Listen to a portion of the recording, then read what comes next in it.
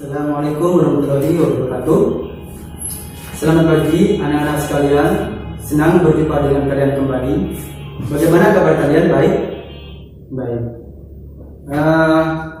Baik, dalam pertemuan kali ini Bapak akan membahas tentang ketenagakerjaan, ya. Dan melanjutkan yang minggu-minggu kemarin.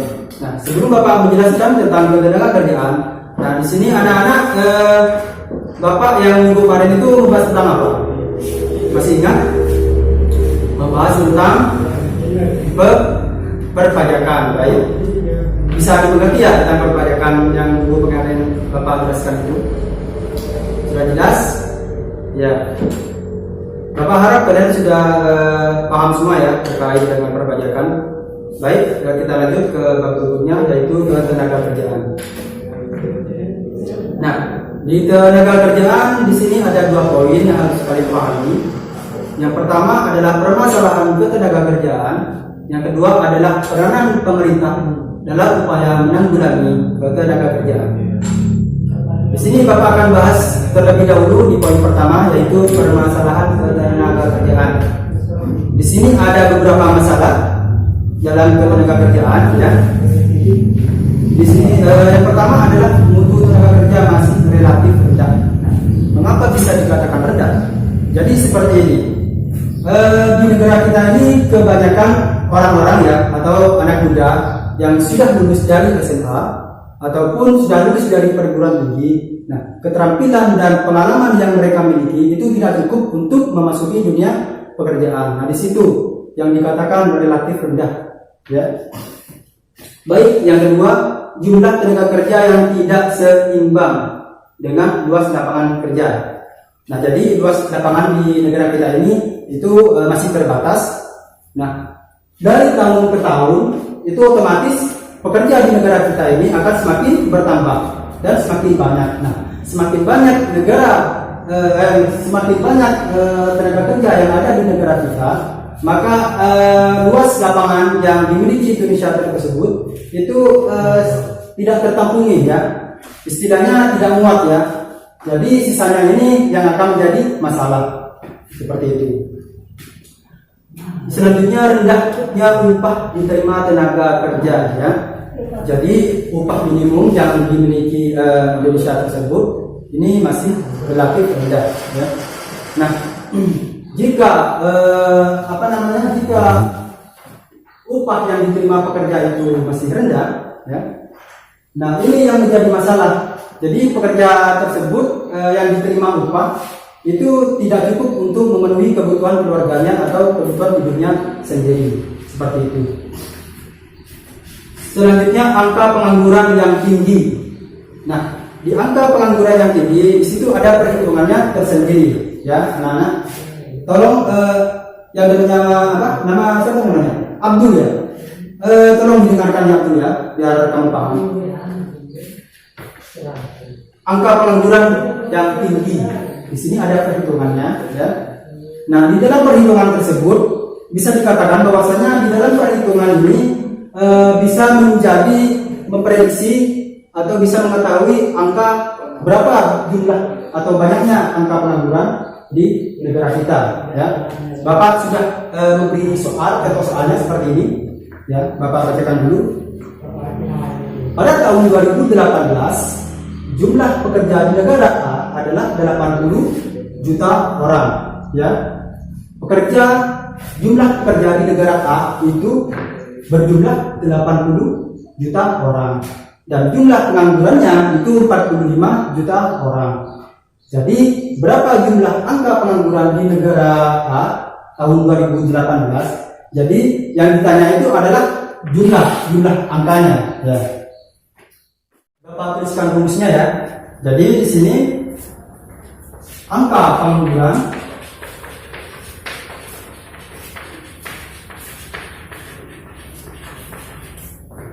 sama dengan jumlah pengangguran dibagi jumlah angkatan kerja, ya. Jadi Bapak singkat saja, ya, biar tidak terlalu panjang, ya. dikali 100%, ya. Coba dengarkan anak-anak ya, dipahami. Soalnya ini dalam perhitungan ya. Jadi yang ditanya jumlah angkatan pengangguran ya. Nah ini rumusnya. Jadi angka pengangguran sama dengan jumlah pengangguran dibagi jumlah angkatan kerja dan dikalikan 100% ya. Jadi jumlah pengangguran. Jadi angka pengangguran sama dengan jumlah pengangguran. Jadi jumlah pengangguran ini berapa anak? 45 juta. 45 juta ya. Per atau dibagi jumlah angkatan kerja itu berapa? 80 juta. Dan dikalikan 100% ya. Dikalikan 100% ya. Nah, jadi jumlah dari 45 juta ya, jumlah pengangguran dibagi 80 juta pekerja di negara A itu dikalikan 100%, yaitu sisanya 36%. Nah, jadi ini jawaban. Ini yang menjadi yang bisa diketahui bahwa 36% yang menjadi angka pengangguran di negara A. Bisa dipahami ya anak-anak? Baik, Bapak lanjutkan ke materi ke bab berikutnya. Lanjut. Penyebaran tenaga kerja yang tidak merata ya. Maksudnya di sini pekerja yang ketergantungan dengan penduduk yang istilahnya kota yang padat seperti itu ya. Misalnya seperti Jakarta, Palembang dan juga Kalimantan. Nah, itu kota yang penduduknya padat. Bapak contohkan seperti ini ya. Misalnya di daerah kita orang Madura. Nah, orang Madura ini kan terkenal orang yang giat dalam bekerja. Jadi orang Madura ini menjadi sasaran, mencari pekerjaan di manakah yang sekiranya penduduknya yang padat. Nah, biasanya ini misalnya di Jakarta. Di Jakarta itu kebanyakan juga orang Madura di sana, di Palembang dan juga di Kalimantan. Nah, itu. Jadi istilahnya ketika para pekerja semakin banyaknya para pekerja yang tinggal di Jakarta ataupun di Palembang dan Kalimantan, otomatis yang di daerah sini itu mencari pekerjaannya itu menjadi sulit untuk dicari. Soalnya bagi para pekerja yang kualitasnya yang yang matang, nah itu sudah ada di daerah lain seperti itu. Ya, Bapak lanjut. Kemudian masuknya tenaga asing, ya. Jadi di negara kita ini sudah keterbukaan ekonomi, ya. Istilahnya ekonomi di negara kita ini sudah menjadi keterbukaan istilahnya, ya. Jadi semakin gampang masuknya tenaga asing. Nah, jadi semakin banyak tenaga asing di negara kita, ya, maka tenaga lokal yang berada di negara kita tersebut atau yang disebut pribumi, nah itu tidak akan digunakan lagi. Jadi semakin berkurang, ya. Soalnya kenapa? Soalnya dilihat dari persentasenya, kualitas dari pekerja asing tersebut itu lebih tinggi daripada pekerja lokal, seperti itu. Nah, ini yang menjadi masalah. Selanjutnya, kurangnya perlindungan terhadap tenaga kerja, ya. Kurangnya perlindungan. Nah, di sini yang menjadi masalahnya. Nah, ketika seseorang yang bekerja di perusahaan, ya, otomatis mereka siap untuk menerima resiko, ya, yaitu PHK. Nah, ini yang menjadi masalah, ya. Ini yang menjadi apa? Yang menjadi kurangnya perlindungan terhadap negara kita. Otomatis ya mereka yang menjadi pengangguran seperti itu. Lanjut. Ketidaksesuaian kemampuan tenaga kerja dengan keahliannya. Ya, ketidaksesuaian. Nah, jadi misalnya ya Pak Fajar ini keterima di perusahaan industri. Nah, setelah Pak Fajar ini keterima di perusahaan industri, otomatis Pak Fajar ini bukan istilahnya memilih tempat sendiri, otomatis yang dari perusahaan sana yang menempatkan Bapak. Jadi Bapak ini mau tidak mau harus ditempatkan, misalnya Pak Fajar ini ditempatkan di administrasi, di bidang administrasi. Sedangkan Pak Fajar sendiri keahliannya itu di bidang produksi, jadi tidak sinkron ya. Nah ini juga yang menjadi masalah ya. Nah ini yang menjadi masalah-masalah dalam ketenaga kerjaan. Nah dari sini ada yang masih belum dimengerti anak-anak terkait dengan masalah ketenaga kerjaan yang ada di negara kita. Silakan, ada yang belum dipahami? Sudah paham? Bapak lanjutkan ke poin berikutnya, yaitu peranan pemerintah dalam upaya menanggulangi ketenaga kerjaan. Nah, di sini ada 6 ya, peranan pemerintah dalam menanggulangi ketenaga kerjaan. Yang pertama, meningkatkan mutu atau kualitas tenaga kerja. Ya. Jadi peranan pemerintah di sini itu harus meningkatkan kualitas dari pekerjaan itu sendiri. Itu dengan cara apa? Yaitu dengan cara mengadakan pelatihan kerja, workshop, dan juga penataran. Nah ini agar mereka ini semakin matang dan juga semakin berkualitas seperti itu. Jadi wajib sekali ya.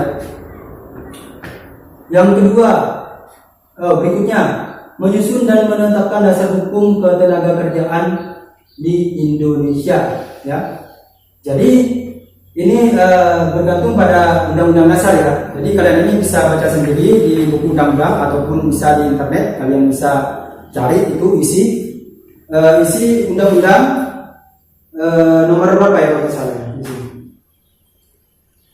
Di sini kalau nggak salah, nah di dalam undang-undang nomor 13 tahun 2003 tentang ketenaga kerjaan. Jadi kalian bisa baca-baca sendiri, ya.